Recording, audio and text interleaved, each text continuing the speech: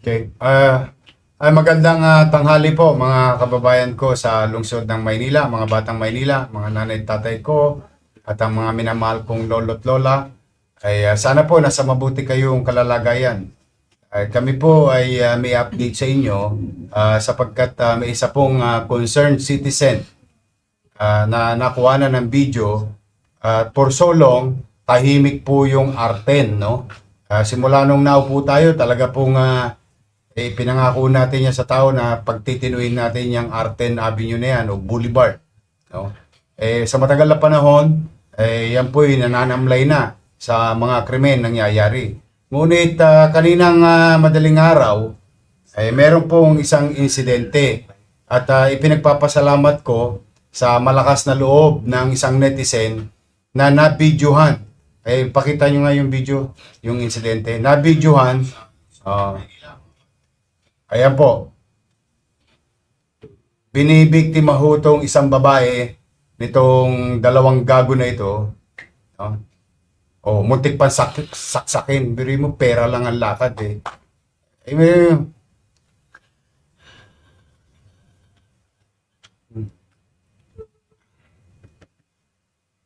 doon sa ano no sa netizen na nag-post, maraming salamat sa iyo at dahil po diyan nandito po yung biktima no na si Patricia Lopez, yung nakita niyo nakasakay sa motor kanina, trumang-truma pa hanggang ngayon. Nangyari po yung insidente kaninang madaling araw, alas 3 sa madaling araw. Hindi ko naman maintindihan sa mga to. Akala yata nito mga to, joke kami. Sinabi ng... Anyway, Miss Lopez, you're from Nabotas. Saan ka papunta? Moriones. Moriones, sa Tondo. Ito po, yung biktima, hanggang ngayon, trauma po talaga ito. Pagpasensya mo na. Meron pa rin mga malalakas ang loob na tulongges na gusto subukin ng Maynila. But I am happy that you are safe. More than anything else. Yung pera na mawawala, gamit mawawala. Ang importante sa akin, ligtas ka. Now, bilang tugon sa pang-aabuso, pambibiktima, kay Patricia Lopez, gusto po namin i-update kayo. Ayan, pasok mo yung dalawa na yan.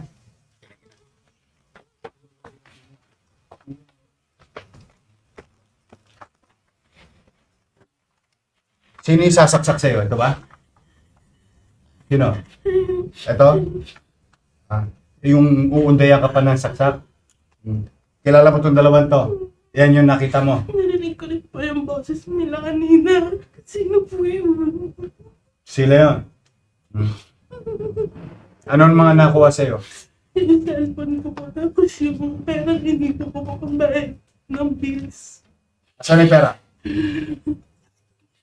Asan? Dodong. Ikaw, yung pangalan mo? Moises. Ikaw, Marlon. Nakanin yung pera? Pati yung cellphone.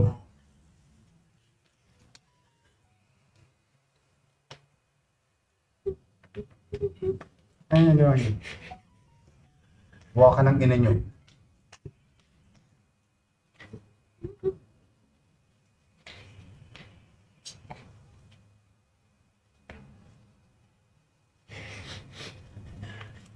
Kunin yung cellphone ha.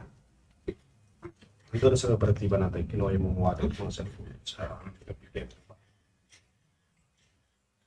Ba't sino si Dudong? Ha? Tang ina mo. Sinungaling kami lahat ngayon. Ha? Siya ba yung nasa video?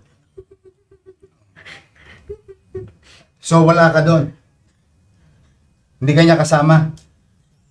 Anong ginasabi mong siya talagang tumira? Putang ina nyo, sasaksakin nyo pa yung babae eh.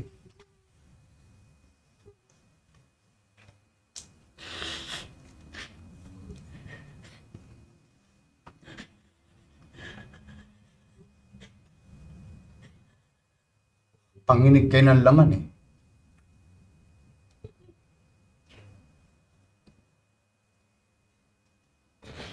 Ano si Dudong? Doon nyo piniprenda lahat ng ninanakaw nyo.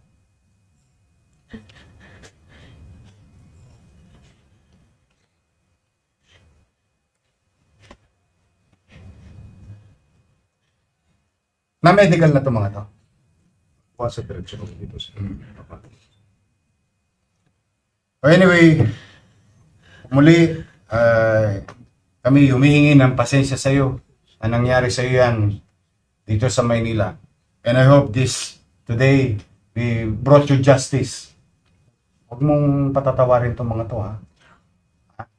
Papailan ng complaint to. Huwag mong, hindi na to Opo, sana po. marami pang bibiktima yung katulad May mo trauma to. po eh. Ha? May trauma sa akin. I know, I can feel it. Ha? Pero para matagumpay kami mapapayapang Maynila, ang mga complainant dapat hindi umatras. Yes. Ha? Yes. Huwag mong patatawarin itong mga to. Marami pang bibiktima ito. Yes. I hope we brought you justice today. Thank you. Thank you so much. Thank you. Maraming salamat, Station 1 at Don Bosco PCP. Ito yung mga pulis natin, operatiba natin. In less than a few hours, na-resolve itong kasong to. Again, ako'y taus-pusong nagpapasalamat sa ating mga netizen for being vigilant in participating also in our fight against criminalities in the city of Manila.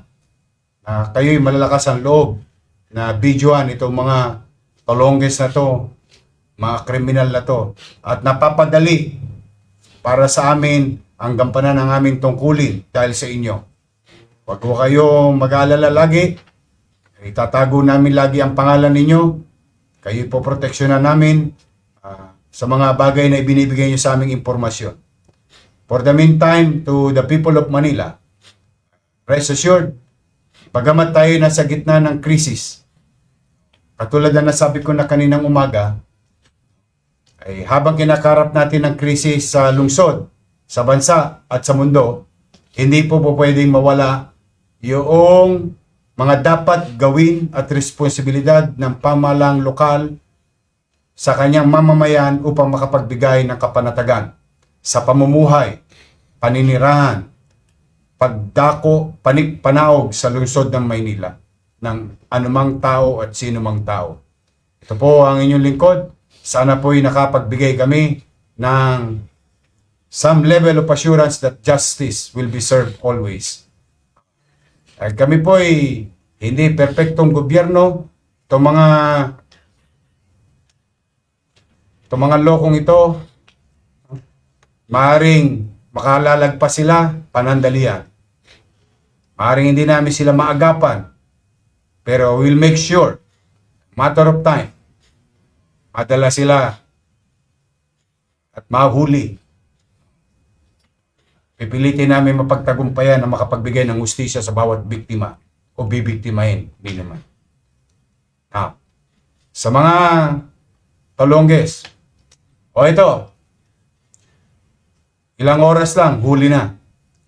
Huwag niyong subukin. Magbagong buhay na kayo. Lalo ngayon, hirap ang buhay ng tao. Tingnan nyo nangyayari sa mga biktima ninyo.